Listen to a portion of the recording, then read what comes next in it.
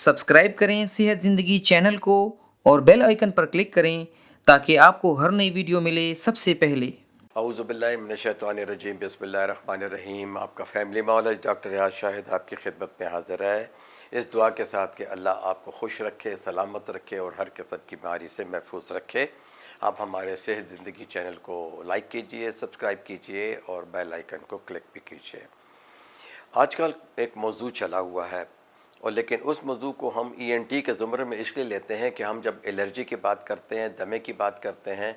या नाक की बंदिश की बात करते हैं या नाक का बार बार जो है सोजश का शिकार हो जाना, एलर्जी का शिकार हो जाना, आंखों और नाक से पानी आना और बाद में जो है ये गले की खराश और दिल के अमराज में भी बदल जाता है। तो इसकी एक बुनियादी वजह जो है, दमे के अलावा, एलर्जी के अलावा एक और बुनियादी वजह है, वो है डिफ्लेक्टिव नेजल स्पेक्ट्रम। ठीक है कि नहीं?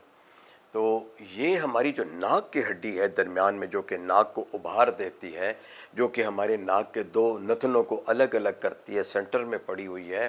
ये एक कार्टिलेज की हड्डी है।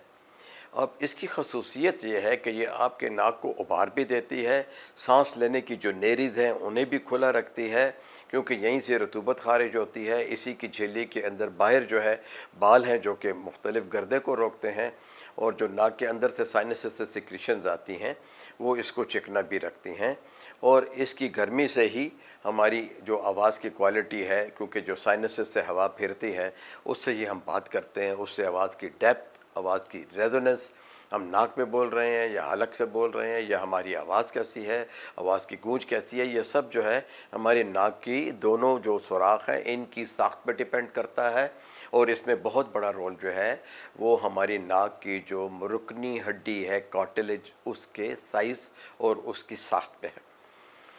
दर हकीकत ये दो हड्डियां होती हैं जो जुड़ी होती हैं। ये कार्टिलेज जो है दो तरफ से होती है और ये जुड़ी हुई होती है, हमें पता नहीं चलता, क्योंकि हम समझते हैं इधर भी अंदर जो है एक झिल्ली है स्किन की, ऊपर भी स्किन है, दरमियान में पत्ती सी गोश्त की झिल्ली है, इसमें मसाम है जो सिक्रीशन सिक्रीट कर रहे हैं, नेजल जो है। तो ये अगर डिफ्लेक्टिव हो जाए, यानी अपने रास्ते से हट जाए, तो कुछ तो ऐसी कंडीशन है कि नाक बाहर से ही टेढ़ी नजर आ रही होती है, किसी की नाक यूं गई हुई होती है लेफ्ट, किसी की राइट की होती है, किसी की नाक यहां से डिप्रेस होकर फिर उभरी होती है। तो नाजरीन, इसमें जो है एक चीज़ ज़रूरी नोट कर लें कि बचपन की चोटें, नाक की चोट, नाक पे किसी ने मुक्का मार दिया, बॉक्सिंग में कोई जो है अगर आप करते हैं तो आपकी नेज़ल सेप्टम जो है डिफ्लेक्ट हो गई, या आपको बार बार ज़ुकाम होता है, आप एलर्जिक राइनाइटिस के पेशेंट हो, या आप बार बार नाक साफ़ करते हो ज़ोर से, आपको छींकें मुसलसल आती हैं, या आप ज़ोर से नाक साफ़ करते हो तो उंगलियां भी, दरमियान में कुछ लोग होते हैं उनकी आदत बिगड़ जाती है नाक साफ़ करने की, तो वो उंगलियां ही मारते रहते हैं, जो कि बहुत बुरा लगता है। ऐसे लोगों को इस बात पर ध्यान देना चाहिए कि ये सोशल क्राइम है कि आप किसी के साथ बैठ के खाना खा रहे हैं, पी रहे हैं, बात कर रहे हैं, तो नाक में उंगली भी मार रहे हैं, फिर उसी के साथ अपना खाना भी खा रहे हैं, उसी के हाथ से जो है लोगों से हाथ मिला रहे हैं, उसी हाथ से अल्लाह के रिज़्क़ को तोड़ रहे हैं। तो ये बिलखुसूस उन भाइयों के लिए है कि जिनको ये आदत है, वो अपनी वीडियो बना के फिर देखा करें कि वो कहाँ कहाँ बदइत्तेदाली कर रहे हैं, तो इस पर बुरा ना मनाएं, क्योंकि ये सोशल चीज़ है और जो है लोग इसको बुरा समझते हैं, लेकिन आपकी इज़्ज़त करते हैं तो आपको कोई बात नहीं करता। तो मैं आपको कह देता हूँ क्योंकि मैं आपका मालिक हूँ। तो ये जो हड्डी टेढ़ी होती है, तो फिर ये अगर सांस के रास्ते को रोकना शुरू कर दे, एक साइड या दूसरी साइड को, फिर इलामात पैदा होती हैं। लेटने में एक तरफ सांस ना आना,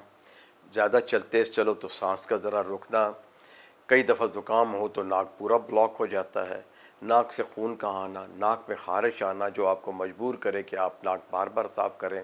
तो ये सिम्टम जो होते हैं ये डिफ्लेक्टिव नेज़ल सेप्टम जो है, यानी नाक की हड्डी का टेढ़ा होना, या ये एक तरफ झुकी होती है राइट को, या एक तरफ झुकी होती है राइट को, या ये दो जगह से भी जो है झुकी जो है उभार इसमें आ सकता है और आपका नाक का एक रास्ता बंद हो सकता है। कई लोगों में डीएनएस परसिस्टेंट होता है, उन्होंने ऑपरेशन करवाया होता है, ऑपरेशन के बाद जो है वो नाक की हड्डी जो है जो वो निकालता है सर्जन जो है, तो वो इसका कोई पीस छोड़ दे अगर, तो वहाँ जो स्किन होगी और वहाँ जो रतूबतें होंगी, वहाँ जो इन्फेक्शन और इन्फ्लेमेशन होगा, वो जगह फिर फूल जाएगी, और जिस जगह से नाक की हड्डी जो है निकली हुई होगी वो जो है वहाँ से जो है वहाँ डिप्रेशन होगी। तो आपको यूँ लगेगा जैसे एस बना हुआ है, या उल्टा एस या सीधा एस, यानी सीधा एस तो जो है यूँ होता है آپ کو الٹا نظر آئے گا، اور دوسرا ایس یوں سمجھ لیں کہ یوں ہوتا ہے، تو جو ہے جس طرف اس کا ابھار زیادہ جھکاؤ ہوگا ہڈی ٹیڑھے ہونے کا، تو وہ ناک جو ہے بند ہوگی۔ جن لوگوں کو دمہ ہے، جن لوگوں کو سی او پی ڈی ہے، جو کہ لنگس کے کرونک پیشنٹ ہیں، جو کہ الرجی کے پیشنٹ ہیں، جنہیں وی ایم آر زیادہ ہوتا ہے، جنہیں ان لوگوں کو ڈیفلیکٹیو نیزل سمٹم سے بڑی تکلیف ہوتی ہے، اور یہ ایک الرجی کا سورس ہوتا ہے۔ اور اگر آپ ماؤتھ بریدنگ کرتے ہیں تو بار بار آپ کا گلا خراب ہوگا، کیونکہ ایسے لوگ خرانٹے زیادہ لیتے ہیں، کچھ لوگ رائٹ پہ، کچھ لوگ لیفٹ پہ، کچھ لوگ سیدھا لیٹ کے، خارش اس میں ہوتی ہے۔ اگر سائنس انفیکشن ہو جائے ڈی این ایس کے ساتھ تو سر میں درد ہوتا ہے، ان جگہوں پہ درد ہوتا ہے، ان ہڈیوں میں میگزیلری سائنس میں درد ہوتا ہے، ان آنکھوں کے پیچھے، ٹھیلوں کے پیچھے درد محسوس ہوتا ہے۔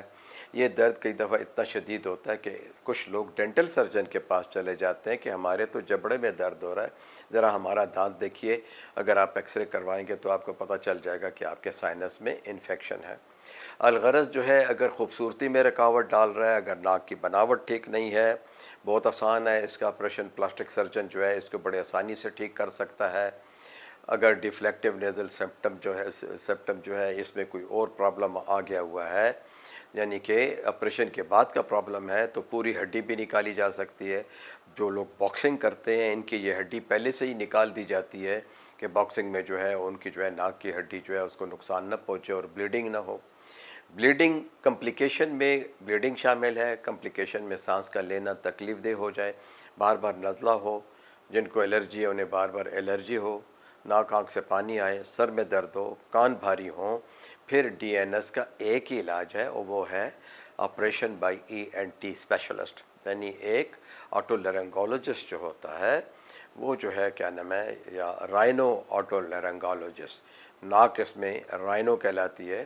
وہ اس کا آپریشن کرتا ہے۔ آؤٹ ڈور میں اس کا آپریشن ہوتا ہے،